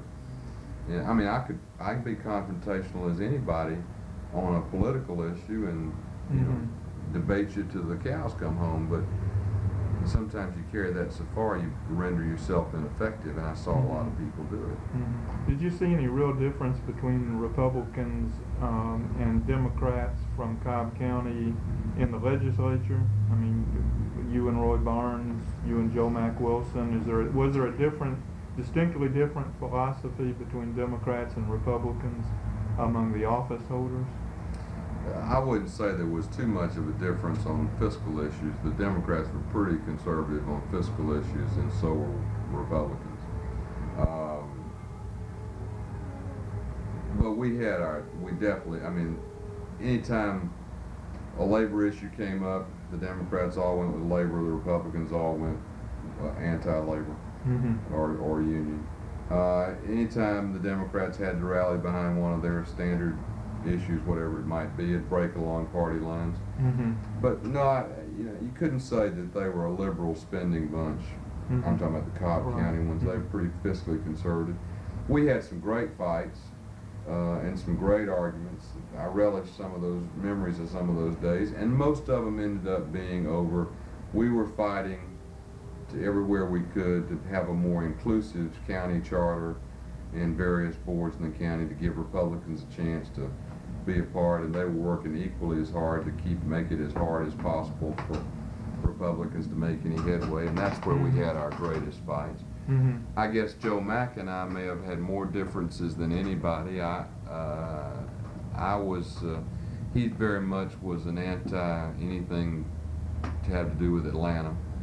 On the other hand, I worked and handled a lot of the Atlanta Regional Commission's legislation, and he and I had some great debates, one of them on the floor of the House one day over an ARC issue. I think that may have been the biggest difference between the two of us, but that was not as much a difference of philosophy as much a difference of which way you skin the cat. His way of skinning it and mine were totally different. But you know, we had a good bunch. I'm gonna tell you, Al Burris was a great man. Joe Mack, you know, Joe Mack's he is a character. I mean, he does a lot of great things. He can make you madder than a hornet, and you can see that little glimmer in his eye when he knows he's got your goat, and it makes you mad that he got your goat. I finally learned after Joe a while that everything Joe Mack did that made me mad had a purpose, that he really liked me and I really liked him, and with Joe Mack, nothing's personal. You know, it's a matter of how he wins his point versus how you win yours. So he's a great character. I've learned a lot of good lessons from him. Al Burris, great fellow. Bob Howard, who left the year I came, but he was a great guy. Max Cayley was a great fellow. I served a few years with him. Hugh Lee McDaniel, who served as a Democrat. I mean, I got along fine with those guys. We'd have our fights, and then when it came down to doing the right thing for Cobb County, I never saw the delegation split. In the Joe Mack Wilson interview that we have, he mentions the politics, I believe, of setting up a county manager system in Cobb County. And I know he mentioned you in there. Do you remember anything about that? Oh yeah, I authored the bill in '83 that created the county manager. I'll tell you an interesting story that, and you ought to, I think Joe Mack would confirm it verbatim. Actually, I have gotten a lot of credit for passing that, but Joe Mack and Max Cayley actually floated that idea 2 years earlier. The problem is that was that time the county was going through the transition, and Joe Mack one day said to me in '83 when I was working to pass that, he said, you know, this is a good idea, and he said, you're the only one that can pass it. And knowing how Democrats and Republicans, the whole power thing we've talked about, that sounds like an odd statement, but it was a time when he knew Ernest. We all were sincerely concerned that Ernest would have an untimely death or would not run again, and the county be sitting there bereft of leadership. And here we had a man who had 20 years of the county's history in his head, and he'd been the chief administrative officer. So I knew as a businessman that void can kill you. And if we could get a county manager in who could work under Ernest his last 2 years, then no matter who was elected, and at that time Earl Smith nor anybody else had expressed an interest, it'd be a transition. So when that I think it was '83 session, when it opened, I'd been working all summer on the bill, and I had it photostated, and I took it down I took it to Judge Ken Nix, and I said, Judge, I've got 5 copies of a bill I'm going to introduce to the legislature today as soon as it convenes. Would you be sure it gets hand-delivered to each of the 5 commissioners? I hadn't discussed it with any one of the 5 of them. I did it for a reason. It was such a change that I knew if you started talking about it before it was on the table of debate, the againers and the naysayers it'd be beaten in the rhetoric. So I wanted to throw something on the wall, not to see what would stick, but to have something to shoot at. And you know, the first week or so, it went through this, that, and the other, and this person shooting that and that. And then we had public hearings, and a lot of party politics was played. But in the end, every member of the House delegation except Al Burris signed it, and every member of the Senate except Joe Thompson signed it. And it passed the General Assembly.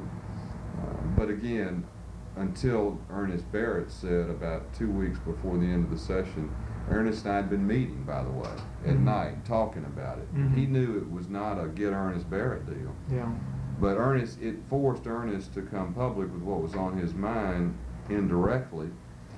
terms of what he was going to do. Mm-hmm. And Ernest realized, Ernest was having health problems, and when he came to the realization, I think that, hey, this is a great way for me to have somebody help take something off, plus to share some of this knowledge. Then he endorsed it in the paper, and it passed. And of course, Jim Miller became the first county manager. Earl Smith succeeded Ernest. Unfortunately, Ernest died shortly thereafter. But to this day, you know, I authored the bill that passed, but got to give Joe Mack and Max credit. They floated the idea first. It's one of those situations where politically the timing was right, and I saw it was the right thing to do, and it was a ball that I could run with, and I ran with it, and Joe Mack helped me in the ways he could. Mm-hmm. Mm-hmm. It's one of those things. Joe Mack could help me more by not saying much about it than he could by saying much about it. Mm-hmm. But where he could help, he helped. Mm-hmm. What year did you become the minority leader? Same year. 83? So you were minority leader for, I guess, about 6 years then? 83 to 90, eight sessions. Excuse me. Yeah, 8 sessions. 8 years, Four. 4 sessions. What was your relationship with Tom Murphy while you were in that position? My answer to that would be mutual respect. I knew what I was dealing with. I mean, he'd been speaker the first 6 years I was there. The rules were all loaded in favor of the speaker, and he made no bones about he didn't like Republicans. I mean, it wasn't one of these things where you didn't know where you stood. Mm-hmm. With the exception of one occasion in 8 years, I never felt like, I always felt like I had a fair shake. I mean, it was easy to give me a fair shake because he always had the votes, but there were times we really took him on some major stuff, and something they'd probably lots rather not be debated in public. But I never got shut up, never got put down. I mean, they used every rule and trick they could to beat me, and I was trying to use every gimmick I could come up with to slow them down. But I think he respected both my position and the way I handled it as much as I respected his authority. So I'd say it was mutual respect for the jobs that we had to do. Mm-hmm.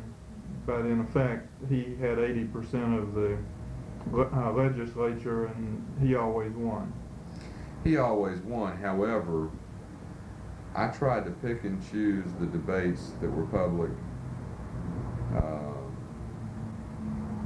I tried never to take a position purely for political purposes, but when there were opportunities to take positions where I knew I could put together votes larger than just the Republican vote, I could send him a message. And then give you a good example, the Speaker always wanted to get a hold of all the highway money, which is dedicated, the motor fuel tax is dedicated to DOT. Right.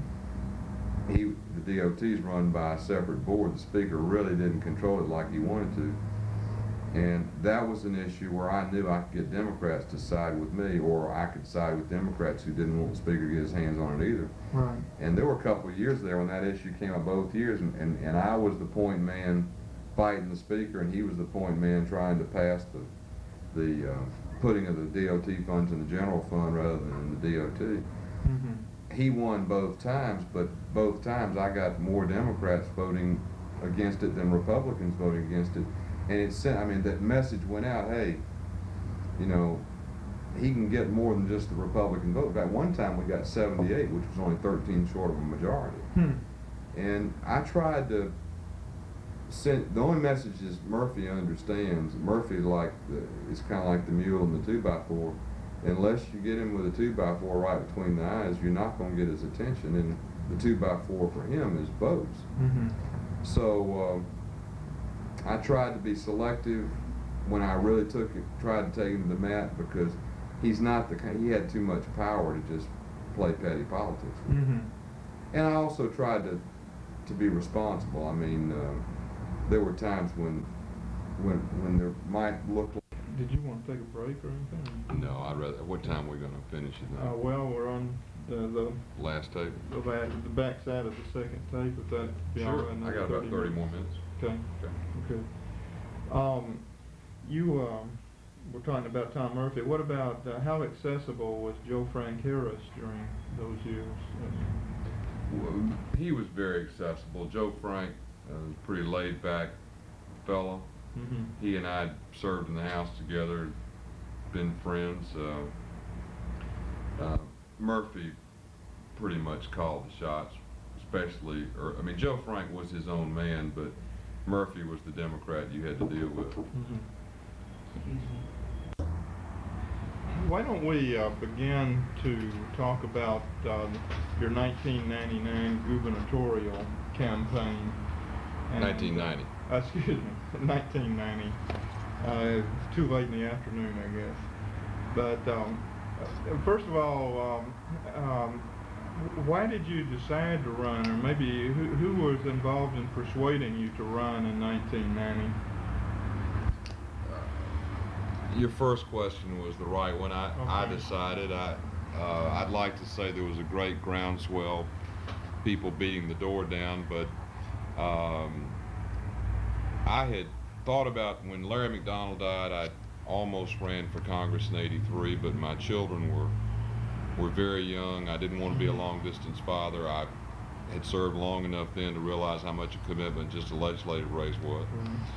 But by the time 1987, 88 rolled around, I really wanted to try and do something more. And I really felt like a Republican could stand a fighting chance, and the old adage, a Republican can't win, it was out the window. So. Mm-hmm. And I felt Georgia needed a change, and a lot of those changes a Democrat could not make. Mm-hmm. You know, when you have a state that's still heavily dominated by one party, even though they talk reform, they've got the insulation of power that almost prohibits it. Mm-hmm. And a Republican would be the enemy from the beginning, but that would allow them to be able to do the things and say the things that a Democrat couldn't. So. Mm-hmm. I decided in '87 that if my health stayed good and the family stayed okay, that I'd run in '90. I had traveled a good bit around the state anyway. As minority leader, I tried to do a little bit more of that. I started trying to develop contacts. In '88, I volunteered to co-chair Bob Dole's presidential campaign in Georgia, and then later when he was defeated in the primaries, I became a surrogate speaker for Bush. And when the '88 election was over, that Christmas of '88, I really felt like we'd laid the groundwork. My wife and family and I talked about it, and we decided it was going to be a long haul, and it would probably mean taking 2 full years to do it, and that we'd do it. So starting in '89, I formed the exploratory committee. We kicked off the campaign with a big dinner in Cobb County and raised $200,000, and which really was the seed money in '89 that helped pay for the travel and the expenses. And I set out building an organization. I had one lady, Lindy Fitzgerald, working with me that year. Late in that year, Ann McMahon and Paige Walls came to work for me, and then in January of '90, Jay Morgan came on as the campaign manager. So we had a staff of 4, and by the time the primaries came, we were up to a staff of 9, and then the general we had a staff of 11. But we just set out to do what the campaign slogan was, and that's to form a new partnership for Georgia. It was the greatest experience of my life. Looking back on it, you know, people tell me every day, you know, what a great race. They can't believe how good we did, and I appreciate that, but I was convinced it was winnable, and I was convinced we were going to win. So I was disappointed that in the end we didn't, but I was very proud that I think we elevated the race for governor in Georgia from 1990 on to be a much higher caliber race than it had been before, because we had a race to the finish. It was biggest turnout in the 20th century for a governor's race percentage-wise. You know, we got 46% of the vote. Zell got 52, and the Libertarian got 2. So which is a very competitive race any way you want to look at it. And I just thoroughly enjoyed it. I guess Bo Calloway is the Republican who has done the best in the 20th century in the gubernatorial race. Do Republicans look back at Bo Calloway's race in '66 as something that really stimulated the growth of the Republican Party, or something that kind of caused the growth to stagnate? How do you... Oh, I don't think it had anything to do with stagnation. I think the Bo Calloway's race was the wake-up call. Bo Calloway was a two-term congressman. He came back to run. The Democrats ended up nominating Lester Maddox, who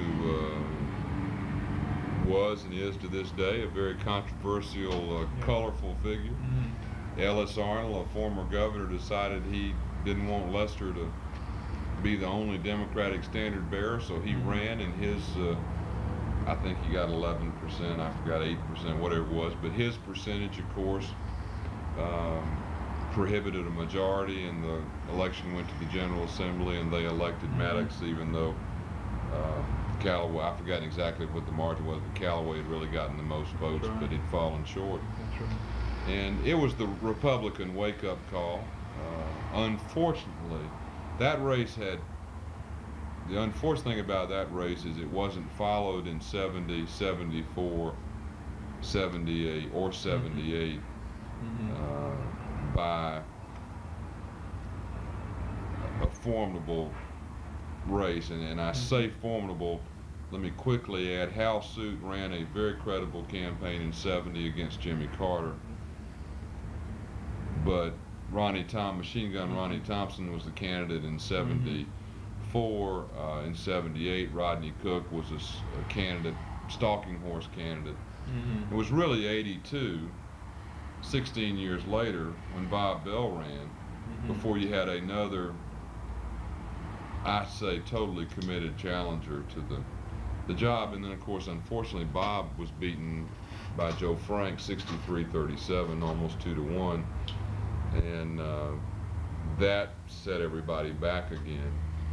But Georgia was changing, and I really felt like that even though Georgia hadn't elected a governor from Atlanta, and it hadn't ever elected a Republican, and all these other types of reasons why people would always tell me I couldn't win. I felt, on the other hand, Georgia had matured a lot. I felt like people in South Georgia were more willing to cross over, which we, I think, proved because we carried counties in South Georgia. So you think that demographics are on the side of the Republican Party for the future in Georgia? I do. When your campaign slogan, the new partnership for Georgia, other than having a Republican leadership, what would this new partnership have consisted of? Well, the concept wasn't having a Republican leadership as much as it was having an inclusive government rather than an exclusive government. The Democrats in Georgia have had and have today so much power that they have the luxury of being able to politically punish within their own party without having to worry too much about the minority party. Therefore, you have a majority of a majority party running the state, not a majority party running the state, which means a small number of people are controlling what's going on.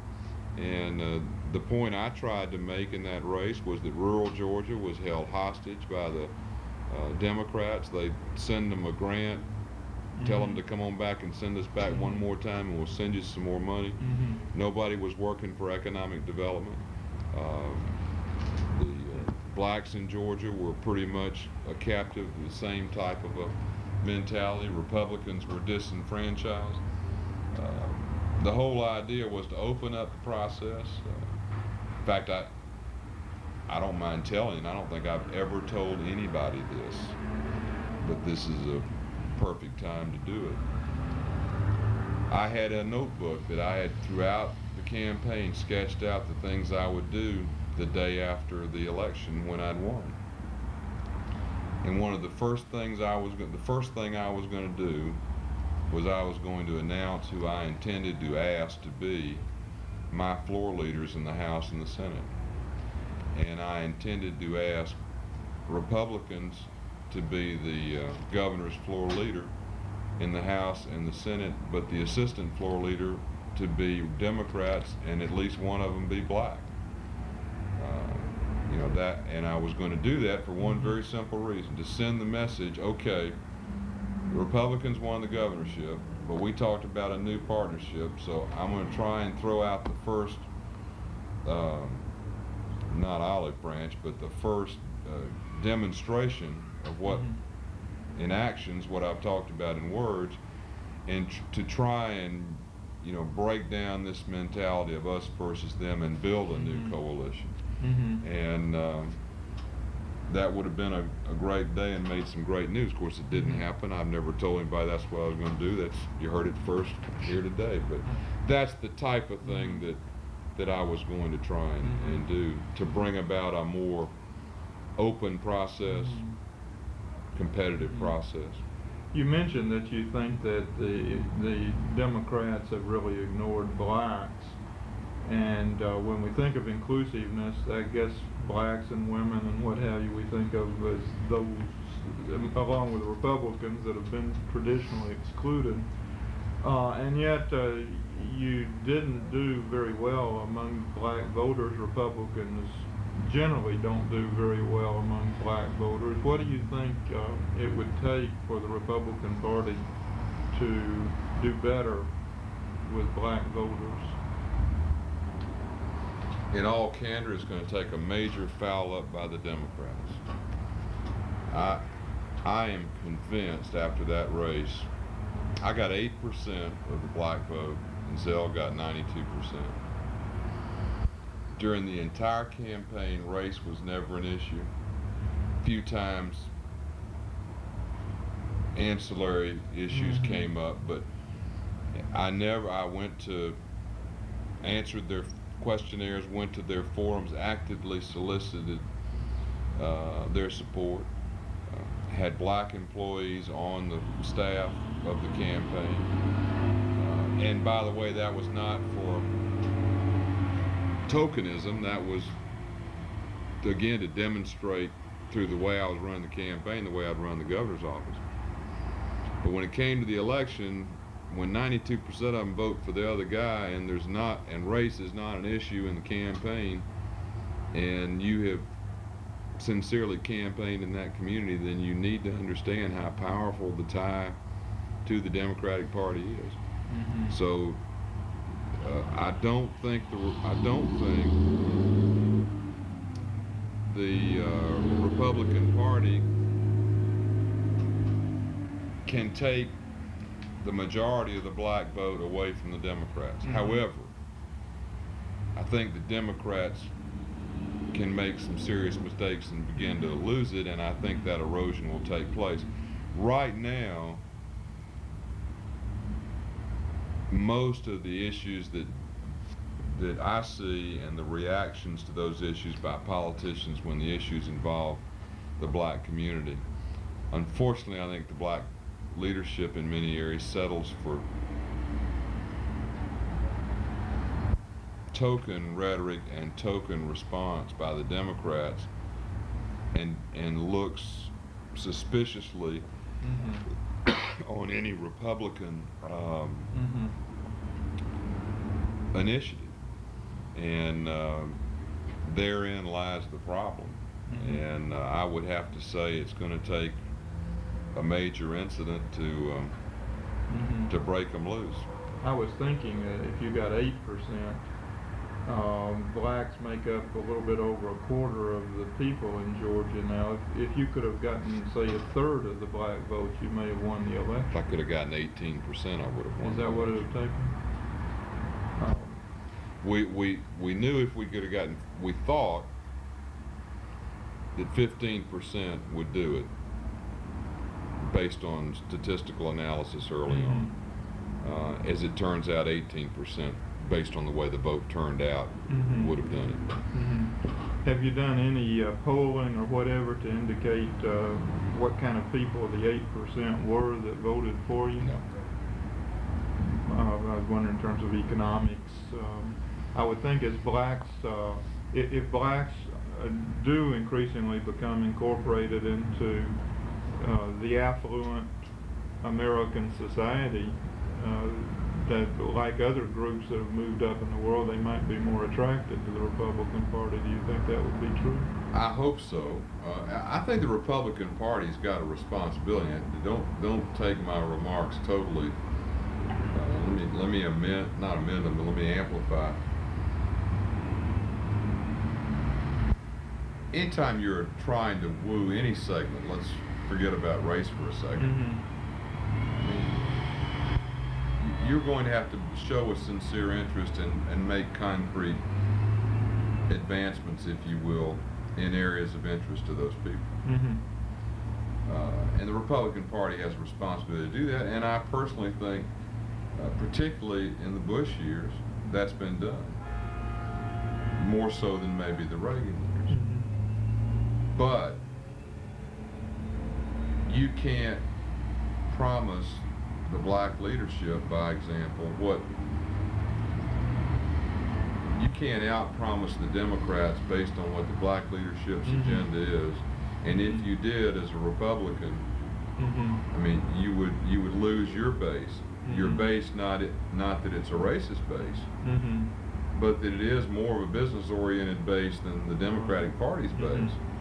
And so many of the issues are transfer of income issues, transfer of payment issues, entitlement issues, tax investment as capital investment, and that's where we really, the Republicans philosophically can't, without being intellectually dishonest, go as far as the leadership of the black majority would want it to go before I feel like they'd be on the same footing. Right. What about a Jack Kemp approach? Well, Kemp certainly is. I like to think that the things I said in the governor's race on a state level were very comparable to what Jack Kemp's talked about on a federal level. But it didn't work. Well, it worked to the extent that I got 8%, but that's half of what you wanted to get.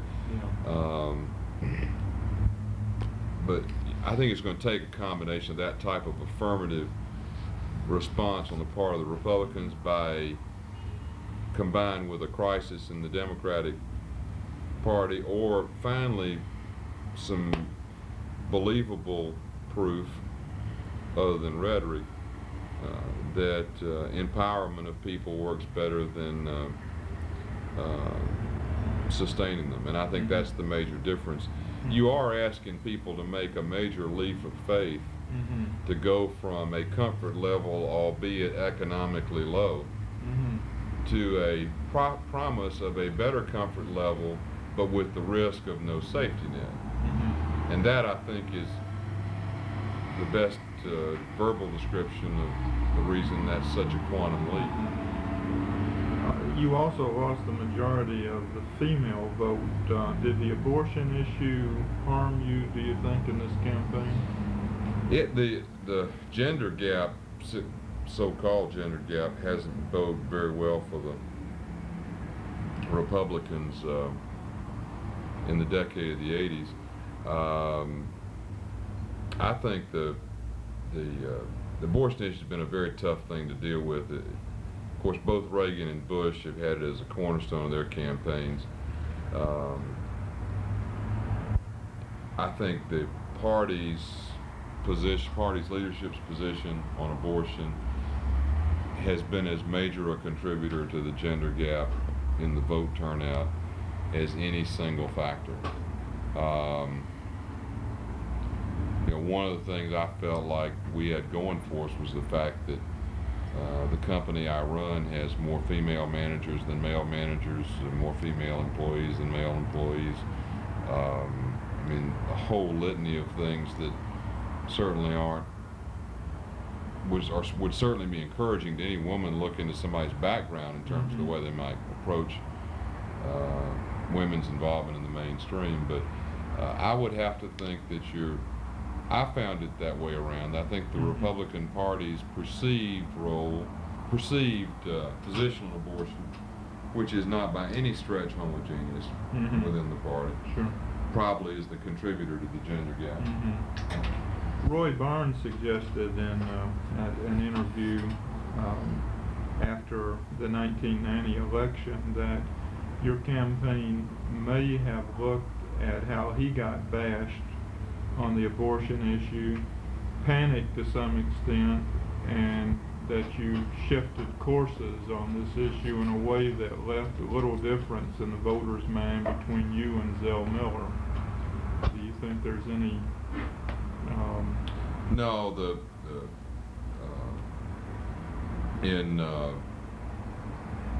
me see, the date was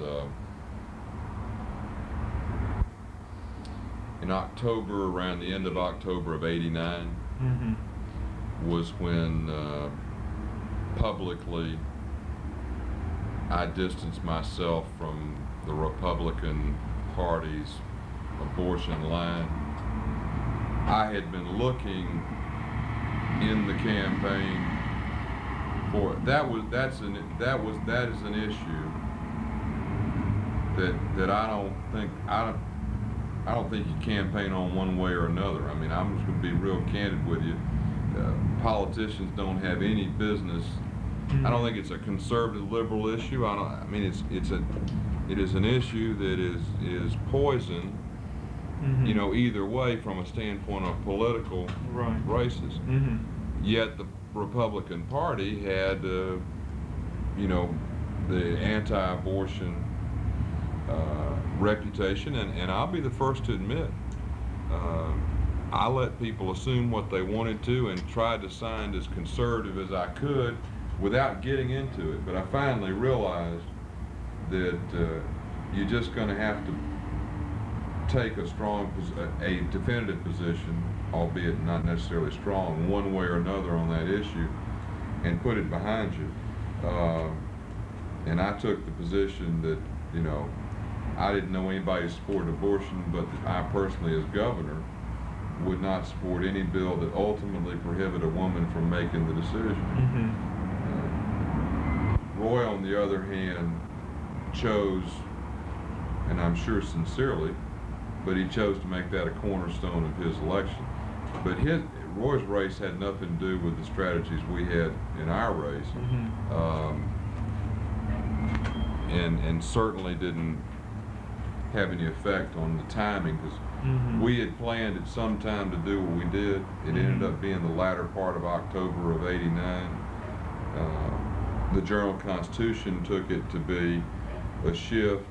What it really was, going from ambivalence to specificity at a time that I knew I'd better go ahead and do it then rather than waiting too late. It also, I did it early enough to where it had the unfortunate side effect of inviting a single issue opponent in the primary, which I had, which ended up being very healthy, because I think the vote in that primary certainly ought to send the message that regardless of one's feelings about abortion, that it's not an issue the public thinks ought to be the foundation of a campaign. What about the lottery issue? Would Roy Barnes's comment be more accurate with regard to lottery? No, I had voted for the lottery in the legislature. I would simply say this about, again, comparing Roy's campaign and mine. Roy had to win in the primary. He chose his issues and the way he ran his campaign based on his reasons. I chose mine. But on the lottery issue, I knew good and well, a long time before I ran for governor, that from a politically popular standpoint, people wanted the chance to vote on things, even things they didn't want. And in the legislature, as minority leader,